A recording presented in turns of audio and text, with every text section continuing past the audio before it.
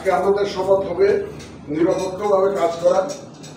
আজকে আমাদের শপথ হবে কোন দলের জন্য লেজুর ভিত্তি না করা। আমরা তো রেফারির ভূমিকায়, আমরা রেফারির কাজ করব। যারা খেলবে তারা খেলুক। সংক্রান্ত যাবতীয় কাজ যতগুলো বাকি আছে অনেকগুলো আমরা এগিয়ে নিয়ে গেছি, নানা কারণে একটু ধীরে নিচ্ছি একেবারে আগে জোরে শুরু করার জন্য। সুতরাং কাজ আমাদের প্রায় অনেকটুকু এগিয়ে আছে। এখন ফিনিশিং দিতে হবে, আমাদেরকে সবাইকে মিলে ফিনিশিং দিতে হবে। আজকে ঈদুল আজহার দিনে, ঈদুল আজহার যে আপনাদের যে শুভেচ্ছা বিনিময়ের জন্য আমরা হাজির হলাম, এই দিনে আমাদের শপথ হবে আমরা একটা সুষ্ঠু, সুন্দর, গ্রহণযোগ্য নির্বাচন জাতিকে উপহার দেব ইনশাআল্লাহ।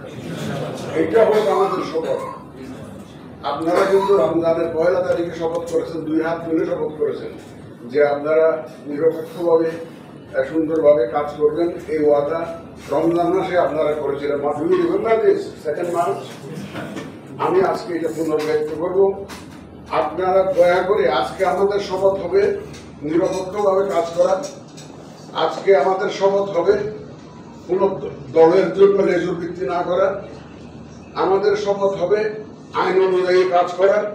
আমাদের শপথ হবে বিবেক সম্মতভাবে কাজ করা। পারবেন তো ইনশাআল্লাহ?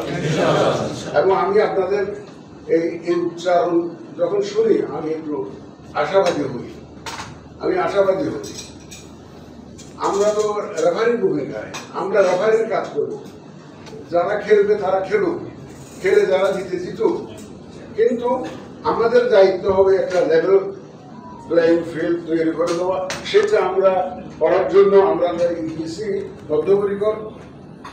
একটা যে আমাদের দেখেন মাননীয় প্রধান উপদেষ্টা সবসময় বলে যাচ্ছেন, লন্ডনে বৈশাখ উনি ওয়াদা দিচ্ছেন, ওয়ার্ল্ড লিডারকে বলে যাচ্ছেন, জাপান গিয়েছেন ওখানে বলেছেন, চায়না গিয়েছেন ওখানে বলেছেন যে আমি একটা ঐতিহাসিক নির্বাচন জাতিকে উপহার দিতে চাই।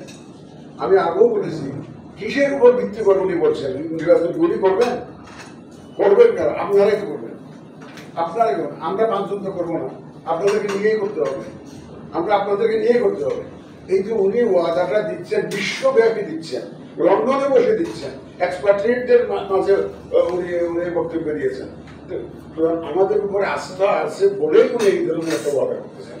আমরা we cannot let him down. এবং আমরা ইসিকে লেট ডাউন করতে পারি না। ইসি যথেষ্ট বদনাম অতীত হয়ে গেছে। এখন ইসির ইমেজ একটা সার্ভেস করার পালা, ইসির ইমেজকে তুলে আনার পালা। এটা আপনাদেরকে সম্মিলিতভাবে আমাদেরকে করতে হবে।